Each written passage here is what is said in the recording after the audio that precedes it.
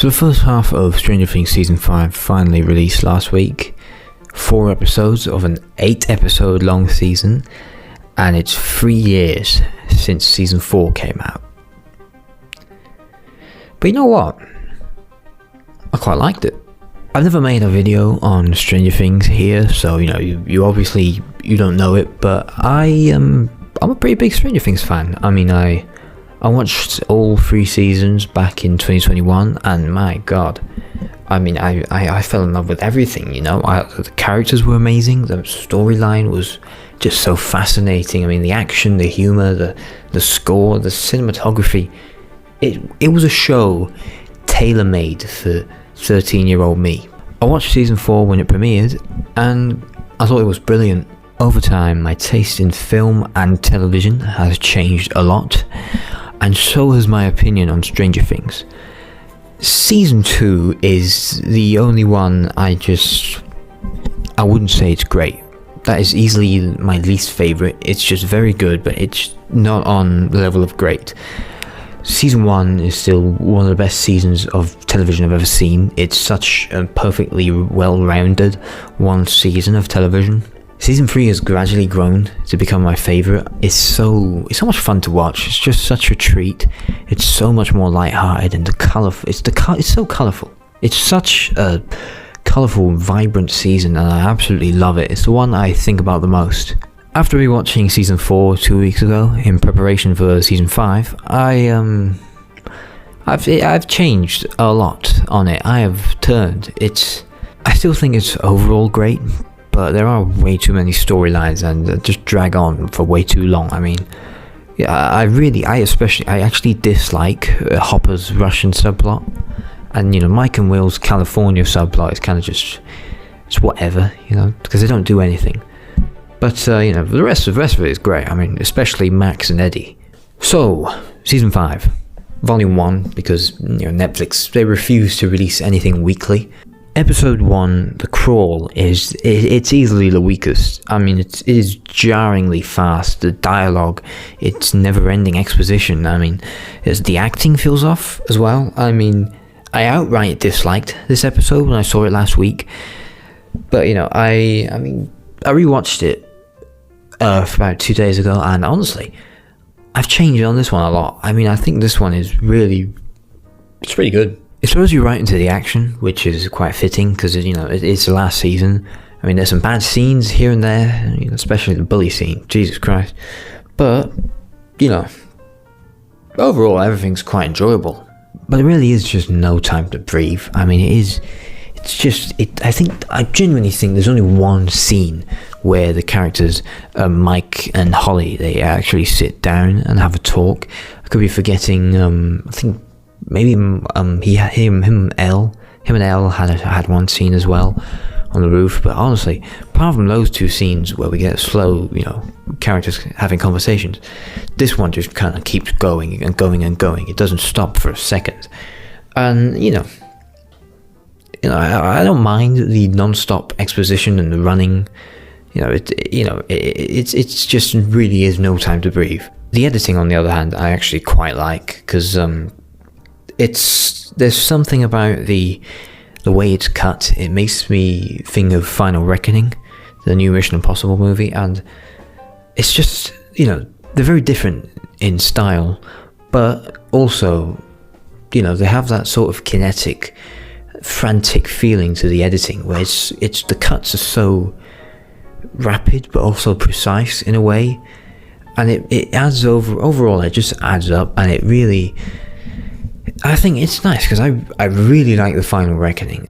But even though this film is nowhere near as good, the editing just adds that sort of feeling to it, and I really quite like that. I very much enjoy that. Maybe it's just because I love the Final Reckoning, but The Crawl has gone up for me on a rewatch. I think it sets the tone pretty well for the season. So, I would give it probably a very low 8 out of 10, bordering on a 7.5.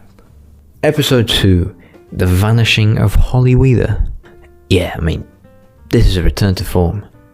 I mean, after my goat's head walking down Wheeler gets absolutely demolished by a Demogorgon, and then, Karen gets her corny line in. Stay away! from my daughter. The rest of this is so much more slow and sorrowful and thoughtful and emotional than the first episode. I mean, wow, nobody's doing well in this episode. It's just so... I really, really like this one. I really love the characters are arguing, they cry, they argue, they get angry.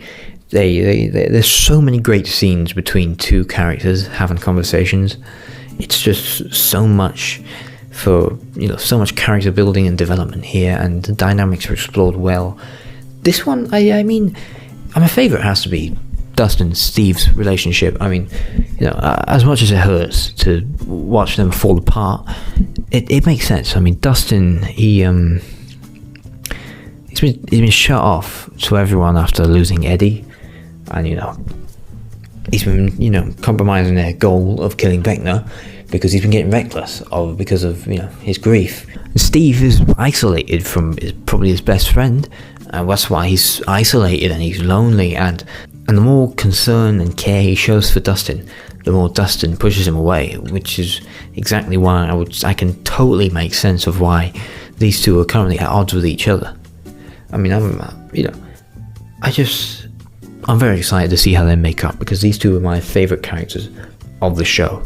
Well, the rest is great. Some more talking, some build-up, some big reveals, some twist, and overall, this one I give a pretty high 8 out of 10. This one had a lot of great stuff. Chapter 3, The Turnbow Trap. I love this one. Feels the most similar to Season 1 ever since Season 2. It's just so well paced and so much fun to watch. It's so cozy. It's really just incredible set pieces and just really good dynamic between all the characters. It just really just feels like the old Stranger Things, like Season 1 episodes where the kids still downstairs playing Dungeons and Dragons. It really just evokes that sense of feeling, even though it's completely different topics. But this one really does hit that mark, and it's probably my favourite episode from Volume 1. I would give this one a very easy high 9 out of 10. This one is sort of tailor-made for me. I really love this one. Also, Steve and his chainsaw, come on, he's the best character ever. The big one. Episode 4. Sorcerer it's pretty great. It's not the best of the show, despite what IMDb would tell you. It starts off pretty rough, but there's some questionable cinematography, questionable blocking, weird dialogue, acting, and then 20 minutes later, this one locks in. It is so stupidly well paced, and some fantastic action, fantastic set pieces and build up and tension. Those last 15 minutes hit like crack. They are incredible. I really, really love one takes, so that one was brilliant. And also, some of those kills, incredible, insane, ridiculous. I didn't know they could do this in Stranger Things. I'm going to speak vaguely to avoid spoilers, because there might still be people who haven't seen it, and there's some very big spoilers and twists and reveals in this episode, but I don't really like the ending.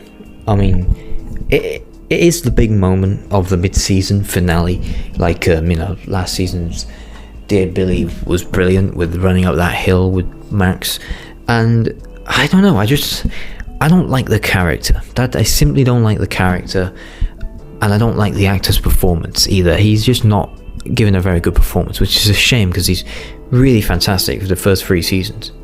It makes sense in the story, this build-up, its payoff, it's a pretty good payoff, so I don't hate it.